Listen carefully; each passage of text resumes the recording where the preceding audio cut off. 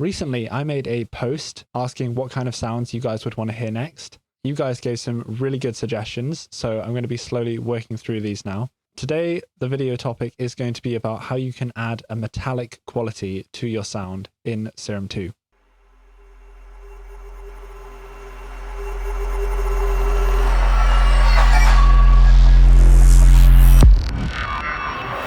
So today's topic of discussion is these metallic sounds here. So let's start off with the particles. And if I take off all of these effects, the filter as well, then the oscillator setup sounds like this. It's just got an arpeggiator activated on the 16th, and I've brought the gating down just a little bit. And so if I turn that off, we just get a pluck. But every time the pluck happens, it's a slightly different tone. And that's because I have the FM amount and also the sync attached to note on random discrete.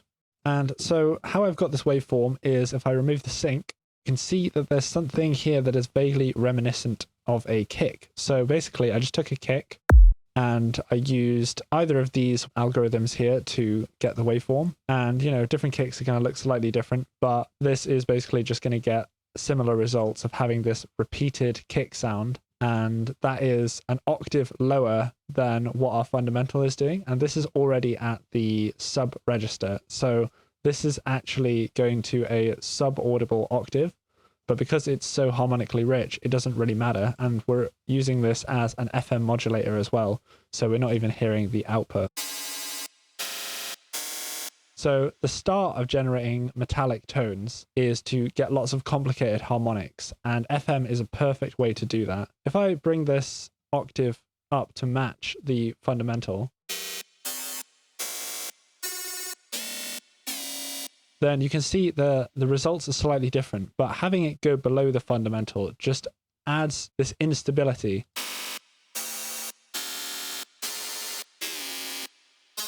And then playing with the FM amount as well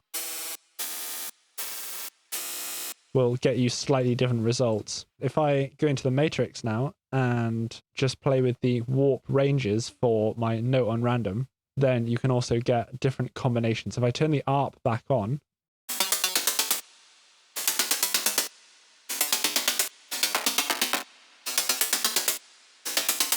so I'm having the FM go down as the sync warp mode goes up. And so that's generating differences in the FM tones that are being generated. So just playing with the ranges and the values here, you can get yourself a nice mix of really harmonically rich tones. Next up, I just decided to add on a filter.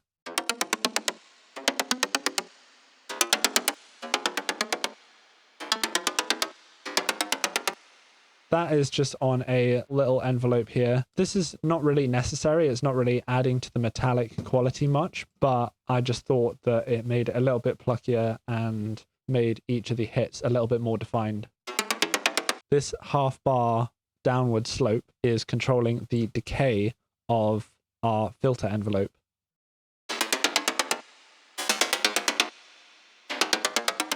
So it's making it more and more plucky towards the end. Right, now moving on to the effects, the thing that really gives it its metallic character is using combs or delays, which essentially achieve the same thing. There are so many effects that are based on delay and that can create similar outcomes. And the best way to demonstrate this is really with the chorus. So if I turn the chorus on and turn it up to 100%, I've got the rate and the depth set to 0, which means that these delays here don't move at all. They are just static copies of the incoming sound and then shifted by a certain amount. And this creates phasing and thus comb filtering into our sound, right? So if I open up this low pass filter all the way, so we're hearing the full spectrum of the copies, then you'll be able to hear how this is introducing really interesting tonality to the sound.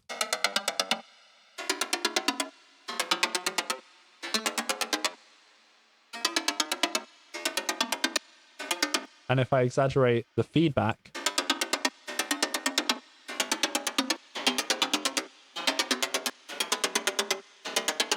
you can hear how that's adding some kind of metallic qualities to this sound. So if I bring the low pass down just a little bit now,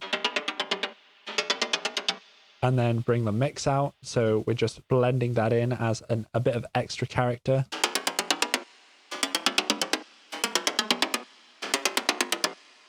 And then the bowed frequency shifter with Serum 2 has a built-in delay, and this is a really powerful way that you can get metallic tones as well. So if I turn this on, for this, I've got the mix of this effect tied to our plucky envelope. So if I take the mix off and just mix it into 100%,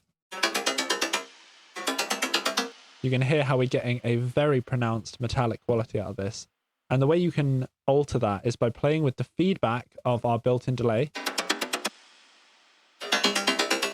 and the blur, which basically adds some smearing to this.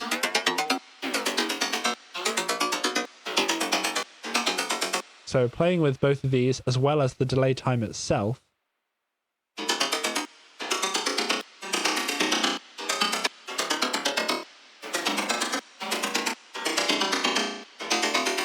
although 1 millisecond is an excellent time for getting really tight metallic sounds.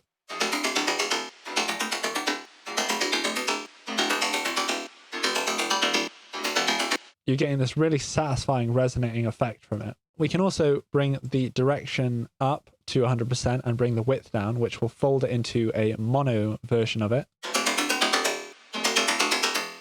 which can also change the character. So it really depends on what you want. If you want to have it so we've got like both sides slightly different, it's fully up to you. So for this particular instance, maybe I might have it in mono. And then once again, I'm going to apply that plucky envelope to the mix here, so it retains a bit of the dynamics. Actually, let's keep it stereo. It kind of blended better.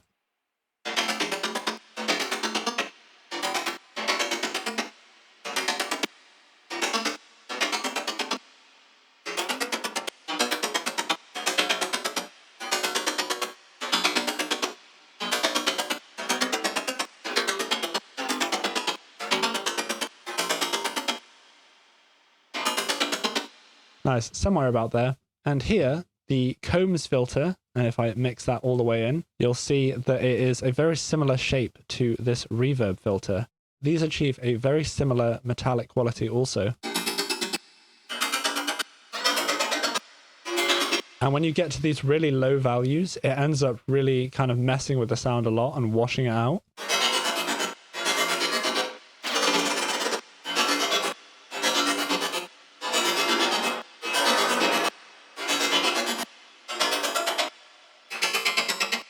But at higher values, you can get these really sharp metallic qualities out of it.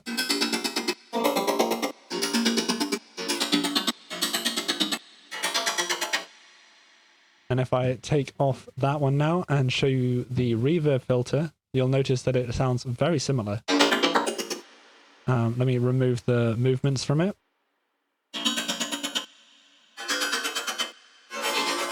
And then back at the low values, we've got this smearing effect. Until it almost becomes sustained.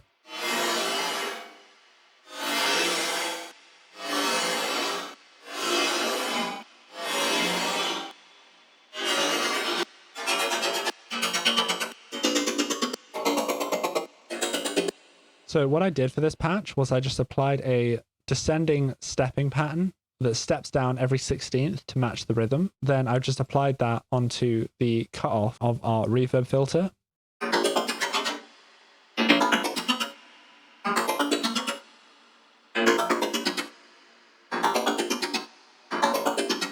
And I've basically gone through and just picked some points that have some nice metallic values. And again, you can move these around.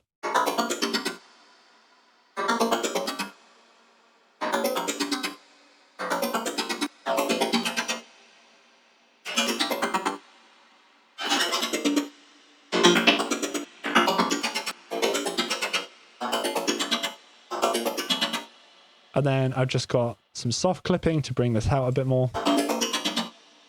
and some comb filtering to give it some more resonant qualities. We've got a descending value on the resonance, so it becomes less present throughout the sound.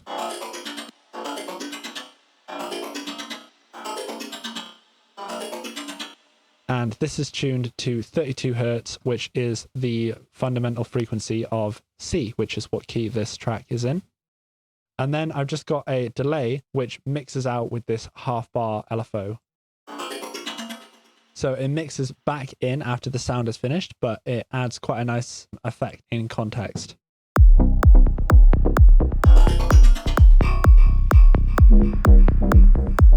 Now, moving on to the metallic hit itself. If I remove the effects off of this, you'll notice that it is a very similar concept, very similar process. I've just done it on a sound that doesn't change rapidly. So the starting sound for this is actually a very underwhelming FM tone that generates just a good base of harmonics, a nice impulse to then feed into comb filtering type effects that we can create afterwards.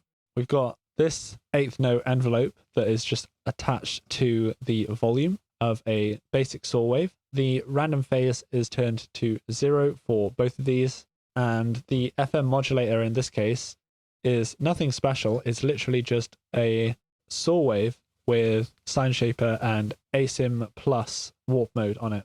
So if I remove the sine shaper, you can see that it's literally just a basic saw wave as well. And then the sine shaper gives it more harmonics, and then the asym just gives it even more complexity to the waveform. This waveform is a couple of octaves higher than our carrier here, and that allows for a lot of rich harmonics to be introduced.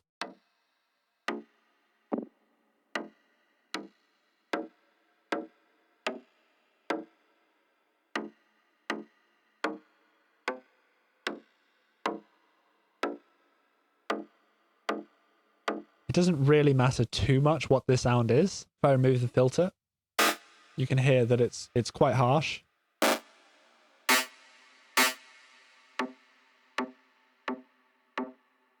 But I've just got this short, plucky filter on it afterwards to just redefine some of the shape for it.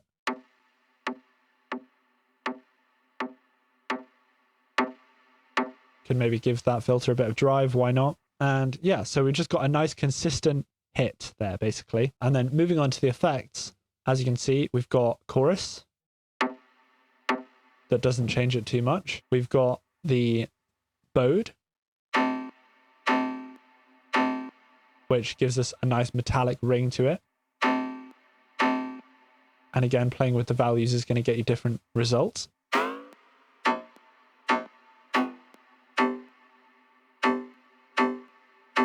That's quite satisfying. And then we've got the reverb filter, which again, playing with the value of the cutoff is going to affect its tone.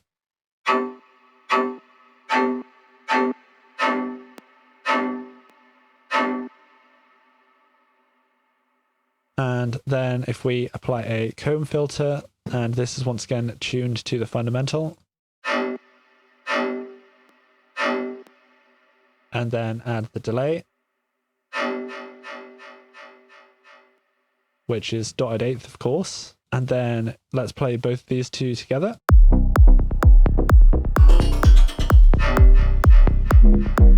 So as you can see, I changed the parameters a bit during the example, and so now these sound a bit different to the way that they started in the beginning, but still have very metallic qualities in them. And that's more what I wanted to convey in this video, is just showing you the approaches to getting these kinds of tones, so you can then have access to that flavor for your tracks if you need it.